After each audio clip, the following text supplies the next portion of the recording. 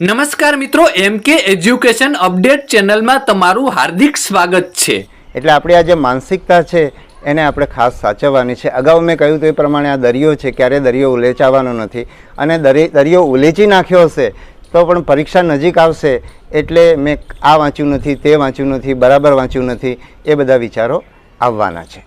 બીજી વાત, આપણે આત્મવિશ્વાસની હું દર વખતે કરું છું, કારણ કે આત્મવિશ્વાસ તો રોજે રોજ ઊભો કરવો પડશે। રોજે રોજ આપણો આત્મવિશ્વાસ ડગી જશે। તો એક તો આત્મવિશ્વાસ ટકાવી રાખવા માટે હવે પરીક્ષા નજીક આવે ત્યારે શું કરવું? તો એક તો નવું કંઈ નહીં વાંચવું। નવું વાંચવાથી અત્યારે આપણને નવું જોઈએ એ યાદ ના હોય, પહેલી વાર વાંચતા હોઈએ એટલે એ બધામાં આપણો આત્મવિશ્વાસ ડગતો હોય છે। એટલે શક્ય હોય તો નવું ન વાંચવું, સિવાય કે નવું વાંચવાનો વિષય તમને બહુ જ મહત્ત્વનો લાગે છે, તમને બહુ ગમતો વિષય છે, તો તમે વાંચશો તો તમારો આત્મવિશ્વાસ વધશે। બાકી નવું વાંચવા બેસશો એ તમારો આત્મવિશ્વાસ ડગાવશે। ખૂબ બધું પુનરાવર્તન કરવું, પુનરાવર્તન છે ને આત્મવિશ્વાસ વધારે છે। એટલે ખૂબ બધું વાંચવું એના કરતાં આપણો અભ્યાસક્રમ શું છે એને ધ્યાનમાં રાખીને અમુક મર્યાદિત જેટલો આપણો સમય છે એના પ્રમાણે વાંચવું અને એને વારંવાર વાંચવું, જેથી કરીને આપણને પરીક્ષામાં પૂછાય તો 100% આવડે અને પૂછાય ત્યારે આપણને એવું ના થાય કે મેં આવું વાંચ્યું હતું પણ અત્યારે બરાબર યાદ નથી આવતું, આના જેવું કંઈક હતું। એટલે આ પુનરાવર્તન ખૂબ જ મહત્ત્વનું છે। પછી માહિતીને વારંવાર યાદ કરવી, એટલે તમારી માહિતી છે કાં તો તમે પ્રશ્ન તમારા પાઠ્યપુસ્તકોની અંદર એને અંડરલાઇન કરેલી હોય કે તમે ક્યાંક એની નોટ્સ બનાવેલી હોય। નોટ્સ પણ જો તમે પાઠ્યપુસ્તક જેવી ના બનાવવી જોઈએ, નોટ્સ બહુ ઝીણી હોવી જોઈએ, નાની હોવી જોઈએ। તો એ નોટ્સના માધ્યમથી પણ વારંવાર એકની એક માહિતી યાદ કર્યા કરવાની, પુનરાવર્તન કરવાનું। બીજી એક વસ્તુ છે કે જૂથમાં તૈયારી કરવી, મિત્રો સાથે તૈયારી કરવી।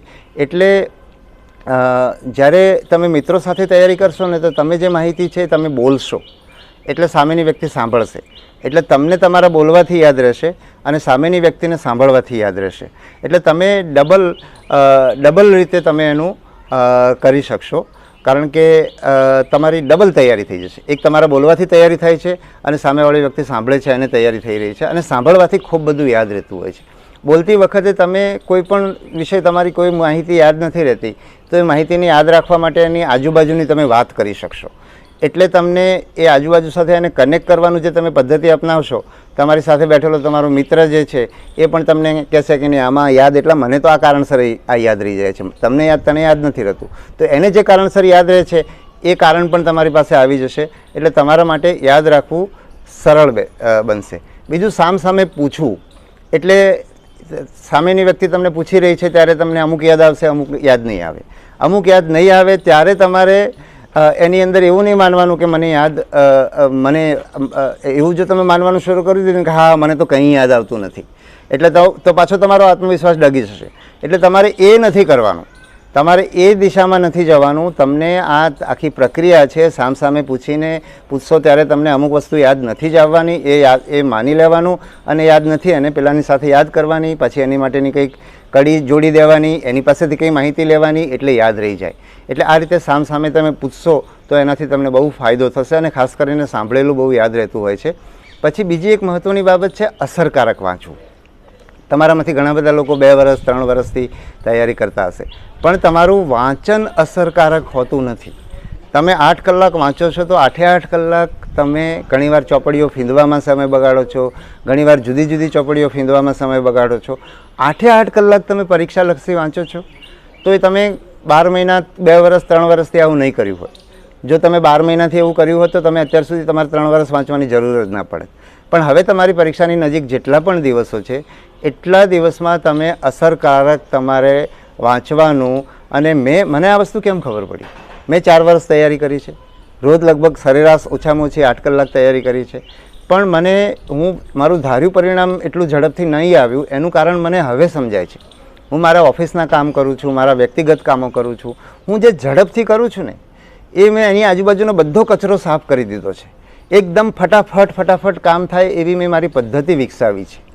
એટલે તમારે પણ આ પરીક્ષાઓમાં સફળ થવું હોય, ઓછા સમયમાં ઝડપથી સફળ થવું હોય તો તમારે તમારી વાંચવાની પદ્ધતિ એવી બનાવી દેવાની છે કે તમારી પરીક્ષાને સૌથી પહેલાં સમજી લેવાની શરૂ કરો ત્યારે, અને એ પરીક્ષાની રિક્વાયરમેન્ટ શું છે, એની ડિમાન્ડ શું છે, એની જરૂરિયાત શું છે એ તમે એકવાર સમજી લો. પછી તમારે સતત એના ઉપર જ એટલી જ વસ્તુ વાંચવાની છે, આજુબાજુની બધી વસ્તુઓ કાઢી નાખવાની છે, તમારી દિનચર્યામાંથી બિનજરૂરી કચરો કાઢી નાખવાનો છે.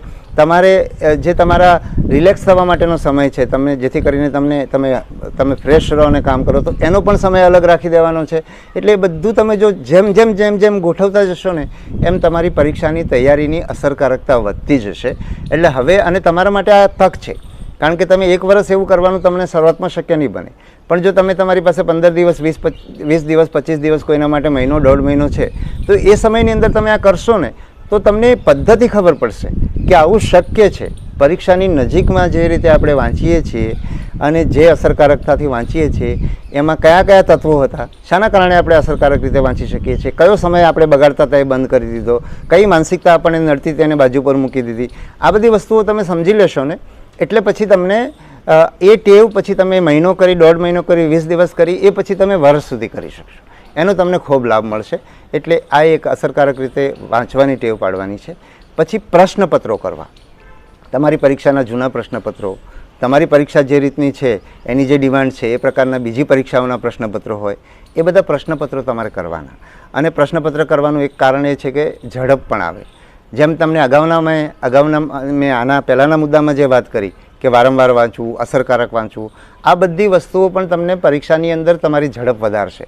કારણ કે તમારા મનની અંદર માહિતી સ્પષ્ટ હશે, એકદમ તમે એને વારંવાર વાંચેલી છે એટલે તમે આમ નજર પડતા તમને ખબર પડી જાય કે 4માંથી આ એક જ વિકલ્પ છે, તમે એને ટીક કરી દીધો એટલે તમારી ઝડપ વધશે. એ જ રીતે તમે જ્યારે પ્રશ્નપત્ર કરશો ત્યારે પણ તમારે પરીક્ષા ખંડની અંદર જે રીતે બેસો છો એમ પ્રિન્ટ કાઢીને એ પ્રશ્નપત્ર કરવાનું. એટલે પરીક્ષાની અંદર જ તમારી ટીક કરવાની જે કંઈ પદ્ધતિ છે, તમે જે રાઉન્ડ લઈ રહ્યા છો, પહેલા રાઉન્ડમાં અમુક પ્રશ્નો કરી રહ્યા છો, તમે એના જે વર્તુળને ઘાટા કરવાનું તમારું કામ છે, એ બધું તમે પરીક્ષા ખંડમાં જે રીતે કરો છો એ જ રીતનું વાતાવરણ ઊભું કરીને તમારે પરીક્ષા આપશો એટલે તમારી ઝડપ ઓટોમેટિકલી વધશે. અને આ જે જૂના પ્રશ્નપત્રોમાંથી કરવાનું, અથવા તો તમારી પાસે ક્વેશ્ચન બેંક છે, બરાબર, તો એ ક્વેશ્ચન બેંકને લઈને પણ કરવાનું. પણ તમારું માળખું છે એ તમારા પ્રશ્નપત્ર મુજબનું હોવું જોઈએ. જ્યાં મેં તમને કીધું કે એક્ઝેક્ટ પ્રશ્નપત્ર તમને આખે આખું મળી જાય તો બરાબર છે, પણ આખું પ્રશ્નપત્ર ના મળે ત્યારે તમારે ધારો કે જનરલ નોલેજના તલાટીની પરીક્ષાની હું વાત કરું તો 50 ગુણ છે એ તમારા જનરલ નોલેજના છે, 10 ગુણ ગણિતના છે, 20 ગુણ ગુજરાતીના છે અને 20 ગુણ અંગ્રેજીના છે. તો તમારી પાસે સાહિત્ય છે, ક્વેશ્ચન બેંક છે, એની અંદરથી પણ આ જ માત્રામાં પ્રશ્નો ભેગા કરી દેવાના. 100 માર્ક્સના પ્રશ્નો એ રીતે ગોઠવી દેવાના ચોપડીઓની જેમ. પ્રશ્નપત્ર તમે નહીં બનાવી શકો કારણ કે તમારે એમાંથી ટાઈપ કરવું પડે, પણ એવું ના કરો, પણ એને રીતે ગોઠવી દેવાના અને આખું પ્રશ્નપત્ર જેમ પરીક્ષા ખંડની અંદર આપો છો એ રીતે તમે જ્યારે પ્રશ્નપત્ર આપશો તો તમારી ખૂબ બધી પ્રેક્ટિસ થશે. બરાબર છે? તો આને પણ ખાસ ધ્યાનમાં લેવાનું છે. પછી તમારે મનને હકારાત્મક કરવાનું છે. કેટલાક લોકોની એવી માનસિકતા હોય છે કે એમના માટે નકારાત્મક વિચારો આવવા એ એકદમ સ્વાભાવિક છે. એટલે એ નકારાત્મક વિચારો આવે તો આપણે હકારાત્મક વિચારોથી એને ભરી દેવાનું છે. એટલે ઘણા ભાતના વિચારો આવશે અને બધા વિચારને બાજુ પર મૂકવાના અને આખું યુનિવર્સ, આખું બ્રહ્માંડ આ પરીક્ષામાં મને મદદ કરવા માટે મારી પડખે ઊભું છે. મારા માતા પિતા, મારા સાથી મિત્રો, મારા શિક્ષકો, મારા ટ્યુશન ક્લાસવાળા હોય તો એ પણ, અને પરીક્ષાનું આખું તંત્ર મારી પડખે ઊભું છે, મારા માટે તૈયારી કરી રહ્યું છે. એ લોકો કેટલું સરસ કરી રહ્યા છે અને બધું સરસ થઈ રહ્યું છે, ખૂબ સરસ થઈ રહ્યું છે અને આ પરીક્ષાની અંદર ખૂબ સારું પરિણામ આવે છે. એના માટે હું સૌનો ખૂબ આભાર માનું છું. એવું વારંવાર જ્યારે પણ તમને ચિંતાનો વિચાર આવે ને ત્યારે તમારા મનને આ વિચારોથી ભરી દેવાનું.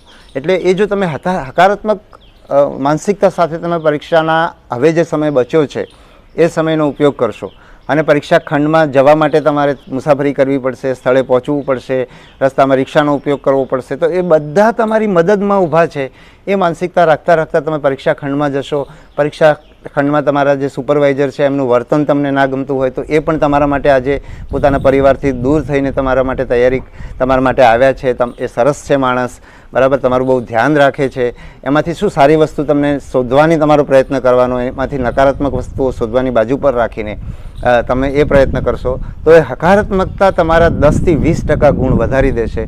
એવો મારો પોતાનો અસંખ્ય પરીક્ષાઓમાં અનુભવ છે. એવું ન કરવાના નુકસાનનો અનુભવ તો મને તમારી ઉંમરે બહુ થઈ ગયો, અને એના પછી જેમ જેમ મારી સમજ વિકસતી ગઈ એમ મેં એ વસ્તુ કરી છે અને એનો મને બહુ ફાયદો થયો છે.